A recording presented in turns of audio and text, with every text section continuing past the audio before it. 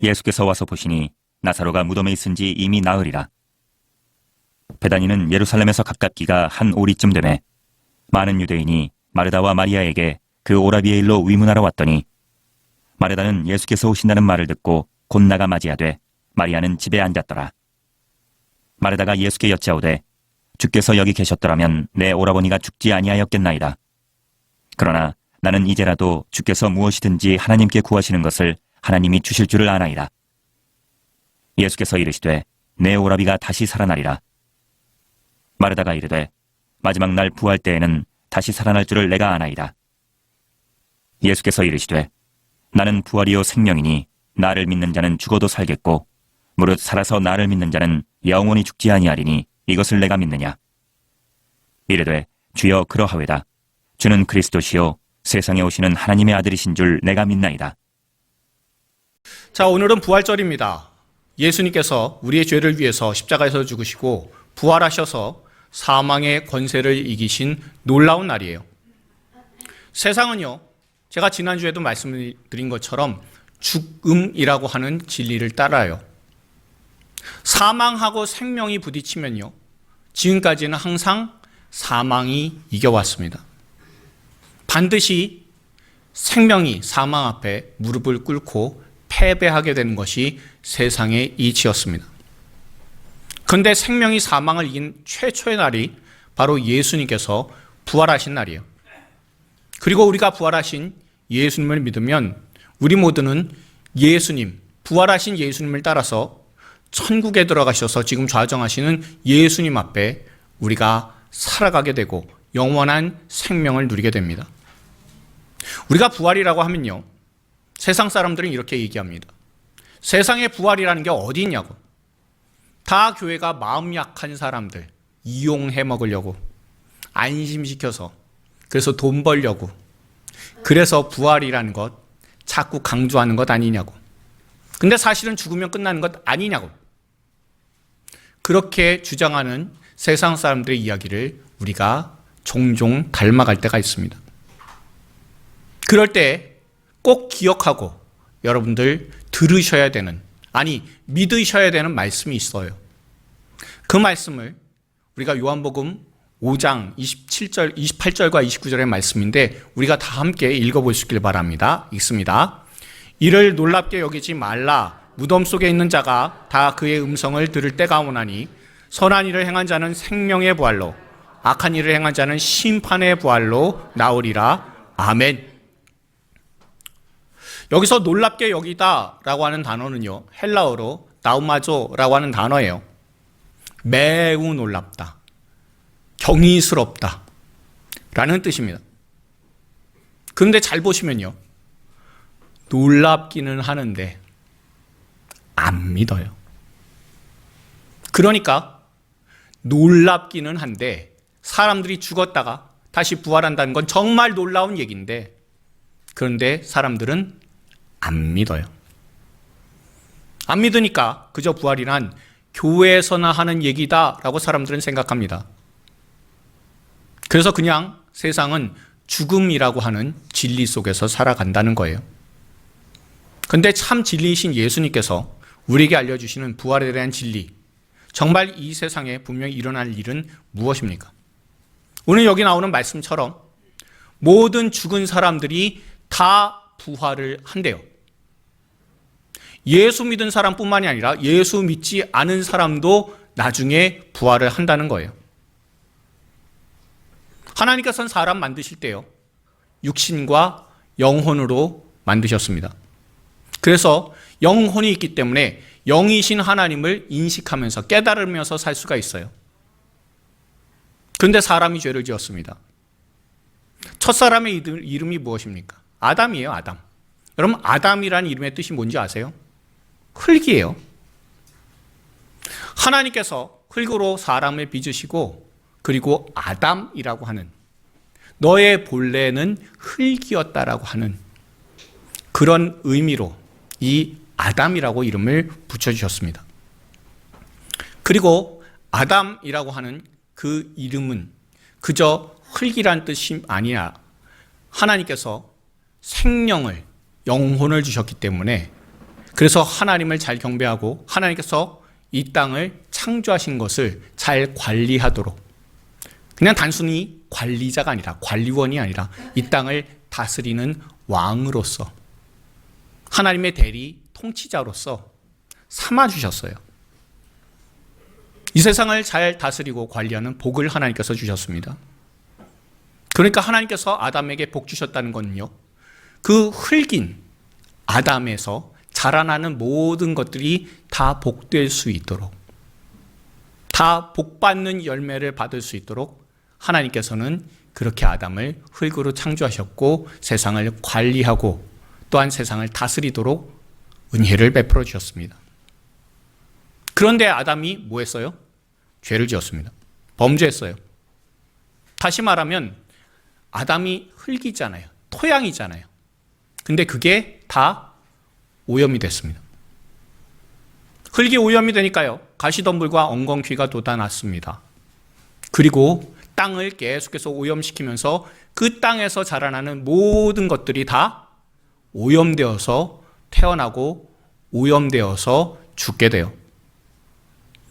여러분, 방사능이 퍼진 지역에서 나오는 농산물들 한번 생각해 보세요. 그 안에서 뭐가 나옵니까? 방사능 나오잖아요. 그것과 똑같은 상황이요.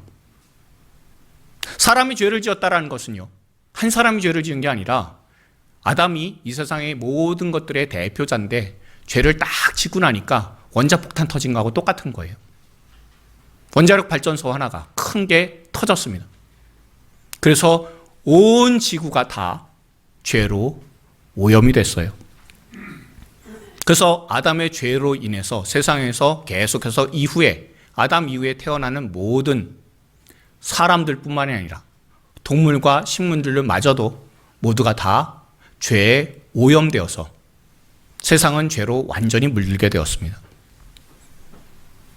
사람이요, 죄로 오염되고 나면요, 가장 큰 문제는 하나님을 못 알아본다는 거예요. 세상에 하나님 어디 있냐고, 있다면 증거를 한번 갖고 와보라고 그렇게 대듭니다. 그런데 예수님의 조금 전에 읽으신 그 말씀은 죄로 오염된 사람도 다 부활한다는 거예요. 하나님을 모르는 사람, 하나님에 대해서 전혀 관심이 없는 사람, 아니 하나님 없다고 업신여기는 사람마저도 다 부활하게 된다는 겁니다. 그리고 그 부활의 목적은 여러분들 읽으신 대로 심판받는 게 목적이에요. 예수님 믿지 않고 죽게 되면 사람은 그 영혼이 지옥에 가게 됩니다. 그런데 여러분 한번 생각해 보세요. 영혼이 지옥에 가 있는 것도 고통스럽잖아요. 그런데 부활해서, 그 몸까지 부활해서 몸과 영혼이 다 함께 지옥에 간다라고 생각해 보시면 얼마나 고통스러울까라고 생각해 보십시오. 그리고 그 지옥에서는 영원히 죽지 않습니다. 정말 무서운 재앙이에요. 그리고 몸과 영혼이 다 부활해야 되는 이유는요, 완전한 사람은 육신과 영혼이 다 있어야 돼야 되잖아요. 죄를 지을 때 사람의 몸과 영혼이 다 있었습니다. 그러면 나중에 천국이나 지옥에 들어갈 때에도 당연히 몸과 영혼이 다 있어야 되잖아요. 그래야 완전한 사람이잖아요. 그걸 위해서 예수님께서 다시 오실 때 예수님 믿은 사람은 영원한 생명으로, 예수님 믿지 않은 사람들은 영원한 심판으로 그렇게 역사하시기 위해 주님께서 오신다는 겁니다. 또한 예수님께서요, 부활하실 때 사람의 몸으로 오신 것처럼 사람의 몸으로 실제로 부활을 하셨어요. 그리고 승천을 하셨습니다. 그러니 우리가 나중에 우리가 부활해서 우리의 몸과 영혼이 같이 온전하게 부활했을 때 우리가 예수님을 만날 때요, 그 예수님도 몸이 있으셔서 우리가 십자가에서 그 찔리신, 깊이 못 박히신 그 손의 모습과 옆구리의 창자국들을 다 만져볼 수 있다라고 우리가 알 수 있게 되는 거예요. 그리고는 우리가 그 예수님, 그분을 다시 만나게 되었을 때 그분께서 날 위해서 이렇게 십자가에 박히시고 굵은 창자국을 내셨냐고. 날 위해서 이렇게 십자가에 못 박히시냐고. 정말 감사하고 기뻐하게 되는 날들이 오게 될 겁니다. 그리고 그것은 그냥 끝나는 것이 아니라 우리가 실제적인 우리의 목소리로, 왜냐하면 우리의 육신이 부활을 했기 때문에 우리의 실제적인 목소리로 예수님 너무나 감사합니다. 날 위해서 죽어주시니 감사합니다라고. 실제로 우리가 목소리를 내어서 예수님께 감사하고 또한 예수님께 실제로 우리의 몸으로, 부활한 몸으로 기쁨의 눈물을 흘리게 될 날이 바로 오게 될 것이다 라는 것이 오늘 주님의 말씀이에요. 그러니 우리가 그 부활의 날 어찌 기대하지 않을 수 있겠습니까? 그러니까 우리 모두가 부활의 날을 기대하는 믿음의 사람들이 다 되기를 소망합니다. 그리고 오늘 본문은요, 나사로라고 하는 사람이 부활한 내용이 나와요. 근데 나사로가요, 이때 부활하고 나서 나중에 죽었을까요? 안 죽었을까요?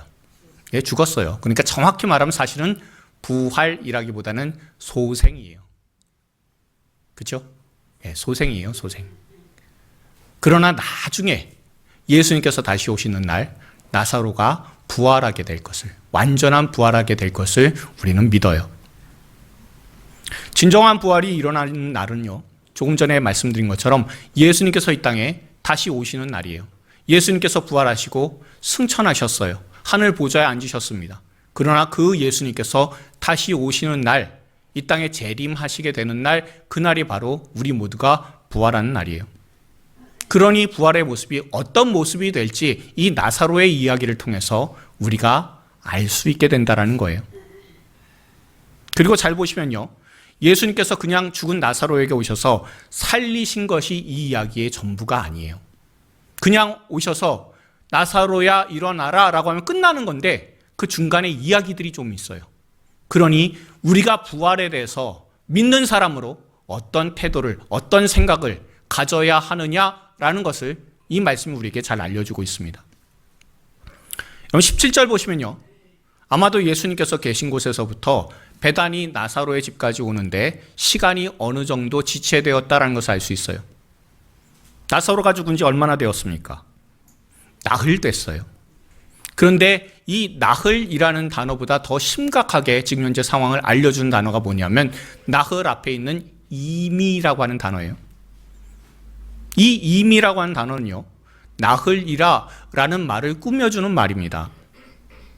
그러니 이 단어는요, 예수님께서 이제라도 오셨으니 놀라운 기적이 일어날 거다 라는 의미가 절대 아니에요. 이미 나흘이라, 이미라고 하는 이 표현은요, 아무리 예수님이라고 해도 손쓸 방법이 없지 않겠냐라는 그런 의미를 가진 단어이기도 해요. 왜냐하면요, 유대인들은 뭐라고 생각했냐면 사람이 죽으면요, 사흘 동안은 그 영혼이 사람의 곁에 머물고 있다라고 생각했어요. 다시 한번 말씀드릴게요. 유대인들의 생각에 사람이 죽으면 그 사람 곁에 영혼이 머물고 있다고 생각했어요. 이유가 있습니다. 사람이 죽고 나서 부패하게 될 때는 나흘째부터 심하게 부패가 돼요. 그래서 부패한다라는 것은요, 영혼이 그 곁을 떠났기 때문에, 그래서 부패가 심하게 된다라고 생각을 하기 때문에, 그래서 나흘째 되었다라고 하면 아무런 소망이 없다라는 의미이기도 합니다. 그게 미신이었어요. 그래서 사람이 나흘째, 죽은 지 나흘째 부패하게 되면 그럼 영혼은 사라진다라고 여겼습니다. 하지만 오늘 마르다가 고백한 것처럼 의로운 자의 영혼은 죽지 않으며 나중에 심판의 날에, 하나님의 날에 반드시 살아나게 될 것이다 라고 생각을 했었습니다. 그런데 나사로가 며칠 됐어요? 나흘 됐잖아요. 그러니 어떤 소망도 없다라고 생각을 했습니다. 팔레스타인 지역은요, 지금 우리나라하고 달라서 우리는 맨 처음에 사람 돌아가시고 나면 어떻게 해요?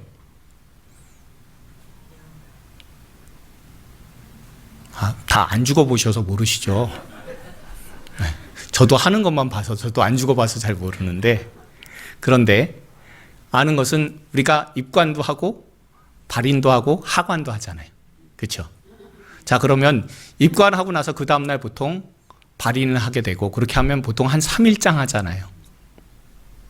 그런데 이 팔레스타인 지역, 예수님 계시던 이 지역은요, 발인하고 하관을 그 당일날 합니다. 사람 죽은 날 바로 해요. 근처의 동굴로 이미 나사로의 시신을 옮겨놨다라는 거예요. 그리고 나흘 됐으니까 시체가 이미 부패하고 있는 상태입니다. 그저 마르다와 마리아는요, 오늘 본문 21절과 본문 뒤에 32절처럼 예수님께서 여기 계셨더라면 우리 오빠 나사로가 죽지 않았을 텐데 참 아쉽고 안타깝습니다 라고 슬퍼해요. 그리고 장례에 왔던 사람들이 이렇게 얘기합니다. 본문 뒤에 37절에서 맹인의 눈을 뜨게 한 사람이 나사로를 죽지 않게 할 수가 없었단 말이냐라고 이야기하고 있어요. 굳이 유대인들이 이런 얘기하는 이유가 있습니다. 맹인이 눈을 뜨게 된다라는 것은요, 메시아다라는 것을 유대인들도 알아요. 그러니 맹인이 눈을 뜨게 되었다라고 하면 메시아이신데, 그 메시아인 예수님이 이 나사로는 죽지 않도록 할 수가 없었느냐라는 거예요. 왜 메시아이시면서 가장 친한 친구라고 하는 나사로는 못 살렸냐고 그렇게 비판하는 겁니다. 이 말은요, 예수님에 대해서 메시아라고 믿고 있었던 사람들의 마음을, 믿음을 뒤흔드는 얘기였습니다. 그러니까 우리가 알 수 있는 건요, 우리의 믿음을 흔들 수 있는 게 뭐냐면은 가장 강력한 게 죽음이라는 거예요. 우리가 죽음이라는 것을 생각을 하면 참 많은 두려움과 회의적인 생각을 가지게 되는 거예요. 그런데 나사로의 죽음에 대해서 예수님께서 한 가지 힌트를 주신 게 있어요. 본문 앞에 예수님께서 나사로를 살리시려고 출발하시기 전에 이런 말씀하셨습니다. 요한복음 11장 4절이에요. 제가 한번 읽도록 하겠습니다. 예수께서 들으시고 이르시되 이 병은 죽을 병이 아니라 하나님의 영광을 위하며 하나님의 아들이 이로 말미암아 영광을 받게 하려 함이라 하시더라. 아멘. 이 병은 하나님의 영광이 나타날 병이라는 거예요. 다시 말하면 단순히 병이 낫고 건강해지는 것이 문제가 아니라 하나님의 영광과 관련된 것이 나사로가 죽을 병 걸린 이유라는 거예요. 그래서 예수님께서는요, 나사로가 병에 걸렸다라는 소식을 들으시고도요, 이틀 동안 계셨습니다. 나사로가 위급하다는 소식을 들을 때 예수님은 요한이 처음으로 세례 베풀던 곳에 가셨어요. 그리고 여기는요, 공교롭게도 이름이 베다니라는 곳입니다. 그러니까 나사로가 죽은 집이 있는 그곳이 베다니예요. 다시 말하면요, 베다니라고 하는 지명이 두 개가 있습니다. 성경에는요, 나사로가 살던 집, 예루살렘에서 한 2km 떨어져 있는 집, 거기를 베다니라고도 하고요. 그리고 세례 요한이 세례를 주던 곳도 베다니라고 해요. 그래서 이름이 똑같은, 지명이 똑같은 그런 장소가 성경에는 나옵니다. 그런데 대략 이 두 개의 베다니 사이의 거리가 한 30km 정도 돼요. 그러면 30km면 사람이 걸어서 하루길이잖아요. 그렇죠? 사람이 걸어서 하루길이고 예수님이 이틀 머무셨으면 그러면 어떻게 됩니까? 죽은 지 나흘. 아시겠죠? 나사로가 죽은 이후에 예수님께서 도착하셨을 때 나사로의 여동생인 마르다가 예수님의 오심을 보고 뛰쳐나와서 예수님을 맞이하게 됩니다. 그러면서 21절처럼 예수님께서 여기 계셨더라면 우리 오빠 안 죽었을 텐데요 라고 안타까운 마음을 가지고 이야기를 해요. 그런데 예수님께서 슬픔과 서운함이 있는 마르다에게 23절처럼 놀라운 말씀하세요. 뭐라고 합니까? 네 오라비가 살아나리라, 다시 살아나리라 라고 말씀하시잖아요. 다시 말하면 무슨 뜻이냐면요, 죽은 나사로가 부활하여 하나님께 영광이 되는 것을 위해서 예수님께서 늦게 오셨다는 거예요. 제가 늘 말씀을 드리지만 믿음이란 먹고 사는 문제가 아닙니다. 죽고 사는 문제라고 자주 말씀을 드렸어요. 그리고 이 죽고 사는 모든 믿음의 문제는요, 하나님의 영광과 연관이 되어 있어요. 거꾸로 얘기하면 하나님의 영광만 보면 죽는 것 두렵지 않다라는 겁니다. 그리고 내가 하나님의 영광만 바라볼 수 있으면 반드시 살게 된다라고 예수님께서는 직접 말씀하십니다. 그런데 예수님의 네 오라비가 다시 살아나리라 라고 하는 이 이야기를 들었잖아요. 근데 마르다가 뭐라고 대답합니까? 22절과 24절 잘 보십시오. 아나이다 라고 대답해요. 우리의 평상시 믿음으로 하면 이런 뜻입니다. 교회에선 아멘이라고 해요. 그런데 세상 나가서는 글쎄 과연 그럴까? 라고 하는 것과 똑같습니다. 알고는 있어요. 근데 뭘 안 해요? 안 믿어요. 아나이다라고 분명히 고백하잖아요. 틀린 게 어디 있어요? 마르다가 한 말이. 주께서 무엇이든지 하나님께 구하는 것 주실 줄 내가 안다라고. 그리고 마지막 날 부활 때 다시 살아날 줄 내가 안다라고.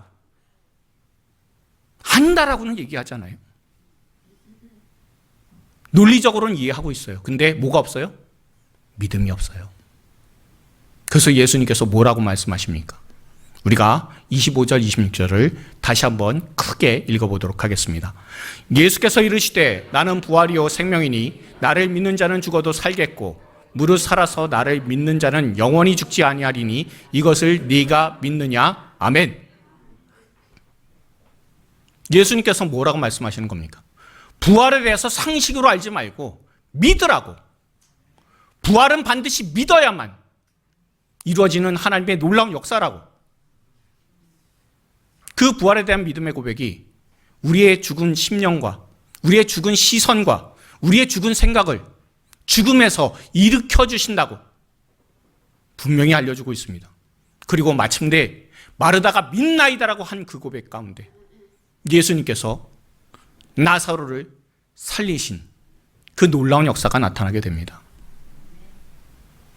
아무 소망이 없던 나사로였습니다. 죽은 지 이미 나흘이 됐어요. 사람들이 다 포기했어요. 그런 나사로가 살아났습니다. 포기한 나사로가, 죽은 나사로가 살아났다면 저와 여러분들은 지금 현재 살아있잖아요. 살아있는 사람은 더 소망 있는 사람들 아닙니까? 소망 있는 사람은요, 예수님께서 나의 구주가 되신 것과 장차 우리를 부활시키셔서 주님의 나라에 육신과 함께 영혼이 완전한 사람으로 들어가게 해주실 것을 믿는 사람들이 바로 예수 믿는 사람이에요. 그러니 나사로의 부활 얘기는요, 우리가 마지막 날에 부활하게 될 것을 알게 되는 그런 이야기가 아니라 우리가 지금 예수님의 부활케 하심에 대해서, 부활하신 예수님에 대해서 지금 믿고 결단해야 되는 이야기다라는 것을 우리에게 정말 잘 알려주는 말씀입니다. 여러분, 요한계시록 보면요, 예수님에 대한 표현이 있습니다. 알파와 오메가예요. 알파는요, 한글에 기억 니은 디귿처럼 기억이 제일 첫 자잖아요. 그 첫 자인 것처럼 알파라고 하면 그 알파벳의 처음이에요. 그러니까 예수님은 처음 되신다는 거예요. 시작이라는 거예요. 예수님께서는 천지의 창조주시니 시작하게 하신 분이십니다. 그러니 예수님께서 우리 안에 오시면 예수님의 이름으로 우리가 믿고 예수님을 영접하면 우리의 인생에 있어서 구원이 시작이 돼요. 예수님께서 그 인생에 임하시게 되면요, 생명의 삶을 시작할 수 있게 돼요. 그동안 저와 여러분들을 무겁게 눌렀던 죄의식과 게으름과 허무함과 의심과 낙심과 불안함을 다 물리치고 그동안 실제 저질렀던 모든 죄와 악함을 다 이겨내고 예수님의 십자가의 은혜로 다시 시작하게 해주신다는 것이 바로 예수님께서 알파가 되신다는, 처음 시작이 되신다는 그런 말씀이에요. 그리고 오메가는요, 헬라어라는 이 단어의 그 알파벳의 마지막이에요. 마지막이란 무엇입니까? 끝이다 라고 할 수도 있지만 완성이라는 뜻이기도 합니다. 우리는 일하면서요, 성취를 위해서 많은 노력합니다. 그런데 뚜렷한 성취 없이, 완성 없이 지금까지 지낸 부분이 너무나 많잖아요. 시작은 했는데 끝을 못 본 일들이 얼마나 세상에 많이 있습니까? 그러나 예수님께서는, 아니, 예수님을 우리가 믿기만 하면 우리의 삶을 어떻게 해주세요? 완성시켜 주신다는 거예요. 뭐 하나 제대로 끝맺지도 못했던 내 인생을 바꾸셔서 부활로 완성시켜 주시는 인생을 살게 해주시겠다고 우리에게 분명히 말씀해 주신 겁니다.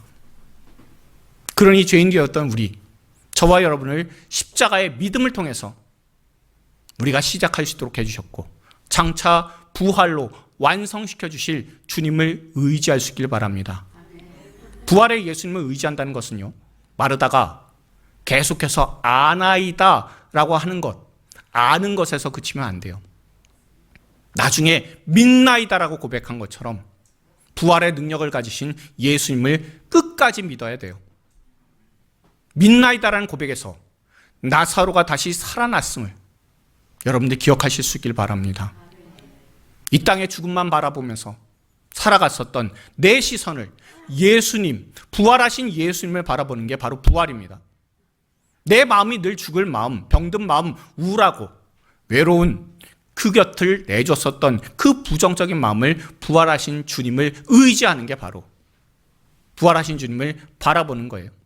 그리고 부활하신 주님 내가 바라보며 내 부정적인 감정들 내가 다 끊어내야지라고 결단하는 게 바로 부활에 참여하는 겁니다.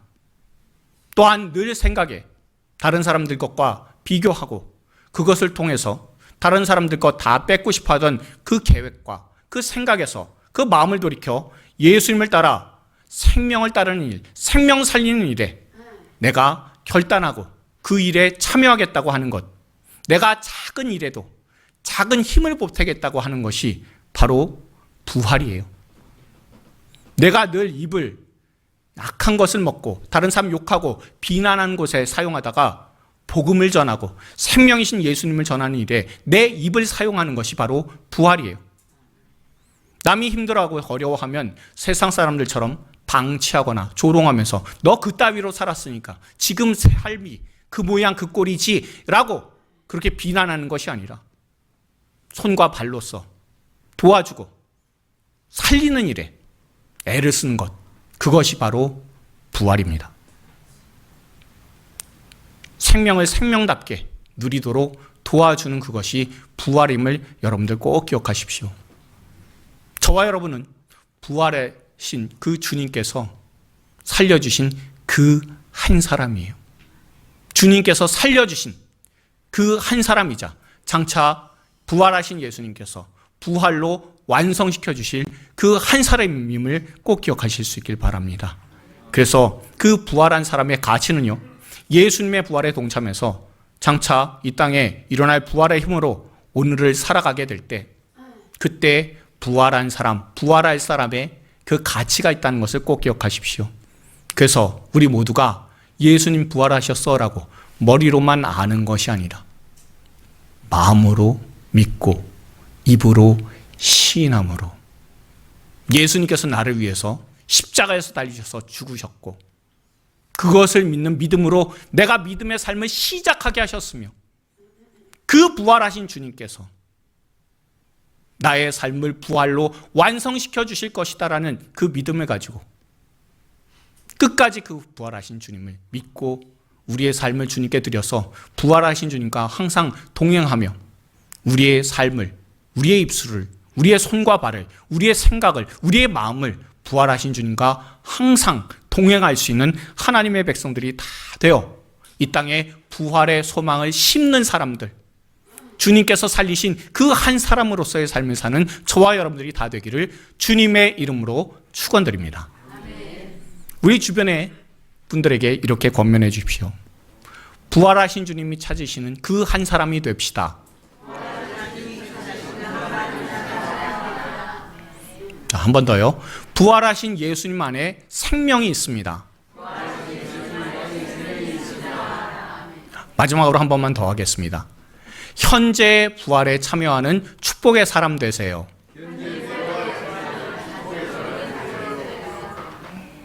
우리의 죽은 심령, 우리의 죽었던 생각, 자꾸 불안했었고, 마음이 헛헛했었고, 허무했었고, 낙심되었었고, 그런 모든 심령들이 예수님의 부활하심을 통해서 다시 한번 생명으로서 부활하는, 그래서 현재의 부활에 참여하고 장차 우리를 부활로서 완성시켜 주실 예수님을 더욱더 기대할 수 있는 하나님의 거룩한 백성들이 다 되기를 주님의 이름으로 축원드립니다.